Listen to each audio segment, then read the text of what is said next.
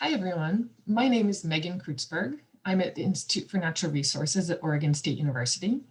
And I'm going to be talking today about guiding principles for using satellite-derived maps, which is some collaborative work that I did with a big list of co-authors you can see at the bottom of the slide here, led by Brady Allred at the University of Montana.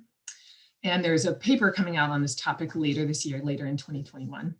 And I'm going to add some of my own reflections about applications for a rangeland condition assessment from working primarily with the BLM in Oregon. So when we talk about satellite-derived maps, also called remotely sensed maps, these are models of vegetation based on satellite images, trained with plot data from the ground, and then fed into a computer model. So these products you're working with, like a vegetation cover map, are based on computer models. And as probably all of us have heard, the saying, all models are wrong, but some are useful. And we really think that these products will be the most useful if you keep the guiding principles that I'm going to talk about here in mind.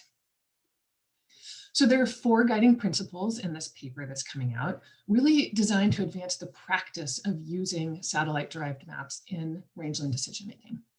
First principle, use maps within a decision-making framework. Second is use maps to better understand and embrace landscape variability. Third, keep error in perspective. And fourth, think critically about contradictions.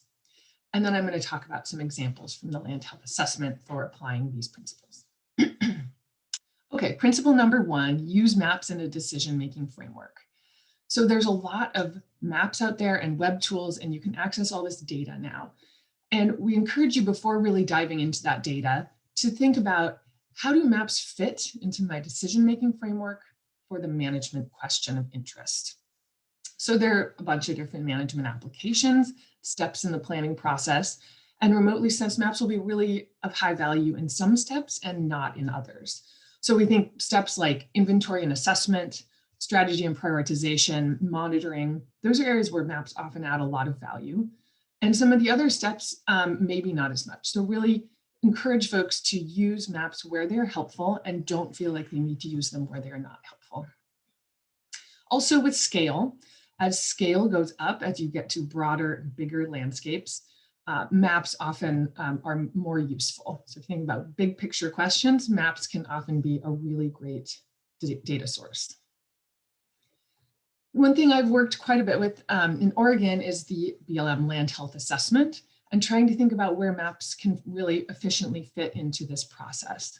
So if you think about some steps of pre-assessment, you're planning prior to starting your work, the assessment phase where you collect and review data, the evaluation to determine if the condition meets land health standards, and then the reporting, documenting the process and your findings. We really think that maps can add a lot of value early in the process and really help prioritize field time and maximize the efficiency of the whole process. So you can use maps to ask questions like, what are the dominant conditions? What are the primary threats? How complex or variable is the landscape? Can the landscape be simplified into assessment units based on these maps? And many others. In the assessment stage, maps really provide one line of evidence. It's important to use that line of evidence in the context of all your other data to really complement all this other data, particularly field-based, ground-based data. And then we think at the very end of the process, maps can really help communicate complex issues for a broad audience. So those are some places where we think remotely sensed maps can really intersect with the land health process and really add value. Okay, moving on to principle 2. So principle 2 is use maps to understand and embrace landscape variability. So maps really allow us to, they provide really rich information to allow us to really look at the whole landscape and go beyond some of the simplifications that we're used to using, like averages or representative sites. Not that those aren't useful in many contexts. But to illustrate this principle, these 2 pastures, pasture 1 and pasture 2, have about the same average cover of annual herbaceous species. But as you can see from the maps and the pie charts, they are very different in their level of heterogeneity. So something like an average or a representative site will be much more useful in pasture 1 on the left than it will on pasture 2 on the right, where there's a lot of variability. And so it's really hard to sample a pasture like pasture 2 on the ground. So maps can really help us understand that variability across the pasture. We also recognize, though, that embracing this variability and heterogeneity really increases the complexity across the landscape. So one thing that Oregon has done is we've developed these threat-based models, as we call them. And these maps of threat-based ecostates really allow us to embrace that heterogeneity while also simplifying condition into broad condition bins. And these bins really focus on ecosystem function and communicating with stakeholders. So these maps combine shrub, tree, annual and perennial cover into a snapshot of sort of overall ecological condition. So in this way, we can really look at that complexity across the landscape while also simplifying at the same time. Okay, principle number 3, keep error in perspective. And this is a tricky one because all maps have error, all data sources have error. We often tend to think that we always need very highly accurate and precise information, which is often not available. So what we'd ask you to do is, for each of your management applications or questions, really consider what level of accuracy is really needed.